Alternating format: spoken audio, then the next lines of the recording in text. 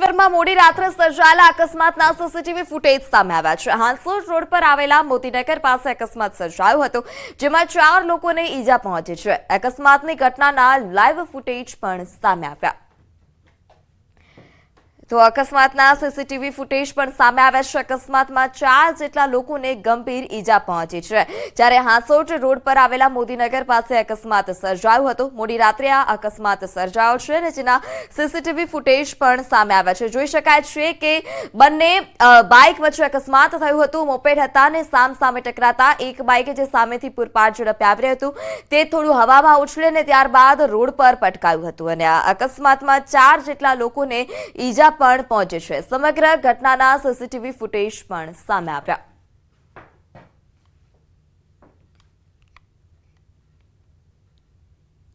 ડાલામાં શિકાર કરતો હોય તેવો વિડીયો વાયરલ થયો છે। સિંહ શ્વાનનો શિકાર કરતો હોય તેવો વિડીયો વાયરલ થયો।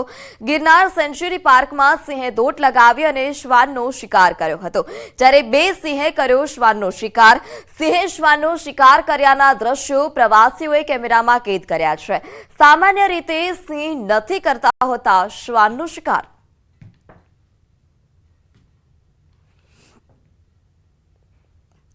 તો આ સિંહના શિકારના દ્રશ્યો પણ સામે આવ્યા છે। શ્વાનના શિકાર કરતા આ દ્રશ્યો છે। દોટ લગાવી બંને સિંહે શ્વાન પર હુમલો કર્યો હતો। પ્રવાસીઓએ આ તમામ દ્રશ્યો કેમેરામાં કેદ કર્યા છે કે કઈ રીતે સિંહ શ્વાનનો શિકાર કરે છે। ખાસ કરીને સિંહ આ પ્રકારે શ્વાનનો શિકાર નથી કરતા હોતા, ત્યારે ભાગ્યે જ જોવા મળતી ઘટના ત્યાં હાજર પ્રવાસીઓએ પોતાના કેમેરામાં કેદ કરી।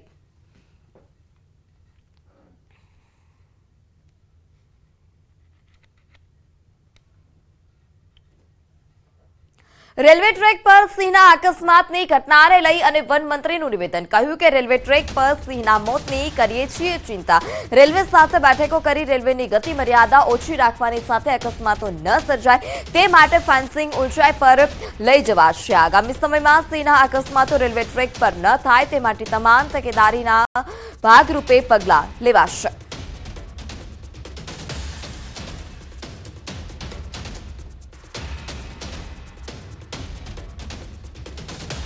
સાબરકાંઠાના કેસરપુરા ગામમાં દીપડાની દહેશત જોવા મળી। રહેણાંક વિસ્તારમાં ઘૂસી દીપડાએ વાછરડાનો શિકાર કર્યો। રહેણાંક વિસ્તારમાં દીપડો ઘૂસતા સ્થાનિકોમાં પણ દહેશત જોવા મળી હતી। આસપાસના જંગલ વિસ્તારમાંથી દીપડો આવી ચડતા હાલ ગામમાં ભયનો માહોલ છે। ગ્રામજનોએ વન વિભાગને આ અંગે જાણ કરી હતી।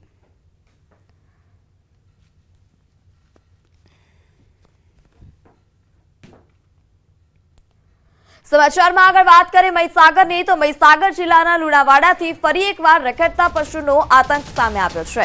થોડા દિવસ પહેલા પણ આખલાએ એક મહિલાને અડફેટે લીધી હતી, તે બાદ ફરી એકવાર આ પ્રકારની ઘટના સામે આવી છે। લુણાવાડા કન્યાશાળા નજીક એક 70 વર્ષના વૃદ્ધને આખલાએ 6 ફૂટ ઊંચે ઉછાળ્યા હતા, જેને લઈ વૃદ્ધાને ગંભીર ઈજાઓ પણ પહોંચી હતી। તેઓ બેભાન પણ થયા હતા અને ત્યારબાદ તેઓને સારવાર અર્થે હોસ્પિટલ ખસેડવામાં આવ્યા। અવારનવાર બનતી આવી ઘટનાઓને લઈ લોકોમાં પણ હાલ અત્યારે ભય જોવા મળી રહ્યો છે। તો વહેલી તકે આ ત્રાસમાંથી લોકોને મુક્તિ મળે તેવી હાલ અત્યારે તંત્ર પાસે લોકોએ માંગ કરી।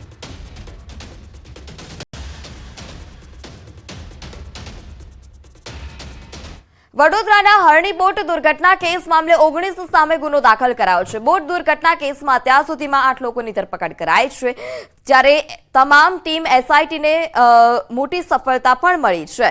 મનપાના પૂર્વ ટીડીઓ કોટિયા પ્રોજેક્ટ્સ કંપનીના ભાગીદારની ધરપકડ કરવામાં આવી। છત્તીસગઢથી એસઆઈટીએ ગોપાલ શાહની ધરપકડ કરી છે। સમારકામ, મેન્ટેનન્સ, લાઈફ જેકેટ, સેફટીના સાધનો તથા અન્ય સુરક્ષાના સાધનો તેમજ જરૂરી સૂચના ના જાહેરાતના બોર્ડ ન લગાડ્યા હોવાની બેદરકારી પણ થઈ હોય તેવા આક્ષેપ લાગ્યા છે।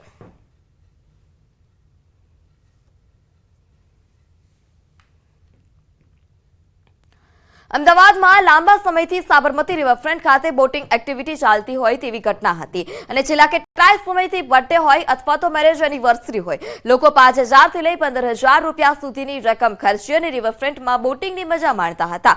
જોકે હાલમાં જ અમદાવાદ મ્યુનિસિપલ કોર્પોરેશનને અચાનક યાદ આવ્યું કે આ રિવરફ્રન્ટ બોટિંગ માટે તો પોલીસ ક્લિયરન્સ લેવું પડે અને હાલમાં જ સ્કૂલના પ્રવાસ દરમિયાન વડોદરામાં એક મોટી દુર્ઘટના ઘટી હતી, જેમાં વડોદરાના હરણી તળાવમાં બોટમાં સવાર વિદ્યાર્થીઓ અને શિક્ષકો પૈકી 12 જેટલા 14 લોકોના મોત થયા છે, જેમાં 2 શિક્ષકો અને 12 જેટલા વિદ્યાર્થીઓનો ભોગ લેવાયો હતો. આ દુર્ઘટનામાં પણ બોટની કેપેસિટી કરતા બમણાથી પણ વધારે લોકો અંદર બેસાડવામાં આવ્યા હતા. હાલ સરકારે આ મામલામાં ઉચ્ચ અધિકારીઓની ટીમ બનાવી અને કડક તપાસના આદેશ આપ્યા છે. આ બધું જોઈને અમદાવાદ મ્યુનિસિપલ કોર્પોરેશનના પગ હેઠળ રેલો આવ્યો હતો અને હવે તંત્ર પોતાના બચાવ માટે ઘોડા છૂટી ગયા પછી તબેલાને તાળા મારવા જેવી વાત કરી રહ્યા છે. અમદાવાદમાં વોટર સ્પોર્ટ્સ એક્ટિવિટીને વેગ આપવા માટે બોટિંગ શરૂ કરવામાં આવ્યું હતું. અમદાવાદના રિવરફ્રન્ટ પર અત્યારે હું છું ને આપ જોઈ રહ્યા છો કે બોટિંગ છે તે અત્યારે બંધ હાલતમાં છે. તેની પાછળનું કારણ છે કે વડોદરામાં જે પ્રકારે દુર્ઘટના ઘટી ત્યારબાદ અમદાવાદના રિવરફ્રન્ટ વિસ્તારમાં તપાસ કરવામાં આવી તો જે બોટિંગ ચાલી રહ્યું છે તેમાં કોઈ પણ પ્રકારનું પોલીસ વેરિફિકેશન નહોતું અને તેને કારણે ખાસ કરીને બોટિંગ છે તેને બંધ કરી દેવામાં આવ્યું છે. જ્યાં સુધી પોલીસ વેરિફિકેશન નહીં થાય ત્યાં સુધી છે બોટિંગ શરૂ નહીં થાય. સૌથી મહત્વની વાત છે કે મોડે તંત્ર જાગ્યું છે અને તેને કારણે અનેક લોકોના જીવ છે તે બચી ગયા છે. કારણ કે આવી કોઈ દુર્ઘટના ઘટી હોત તો અમદાવાદની શું હાલત હોત તે પણ સમજી શકાય છે. અમદાવાદમાં અનેક સહેલાણીઓ આવે છે, તેમાં બી ખાસ કરીને કોસ્મોપોલિટન સિટી હોવાને કારણે બહારથી આવતા સહેલાણીઓ છે રિવરફ્રન્ટની મજા માણતા હોય છે. અમદાવાદના બોટિંગમાં રિવરફ્રન્ટ વિસ્તારની અંદર બોટિંગ કરતા હોય છે. આવી પરિસ્થિતિની અંદર પોલીસ વેરિફિકેશન ન હોવું અને તે ન હોવા છતાં બી બોટિંગ ચલાવી તે કેટલું યોગ્ય છે? કાયદાનું છડેચોક ઉલ્લંઘન થઈ રહ્યું છે. એટલું જ નહીં, અત્યાર સુધી બોટિંગ શા માટે ચાલતું હતું તે પણ સવાલ ઊભા થઈ રહ્યા છે. દીપિકા ખુમાણ, ન્યૂઝ 18 ગુજરાતી, અમદાવાદ. તો સમાચારમાં હાલ સમય થયો છે.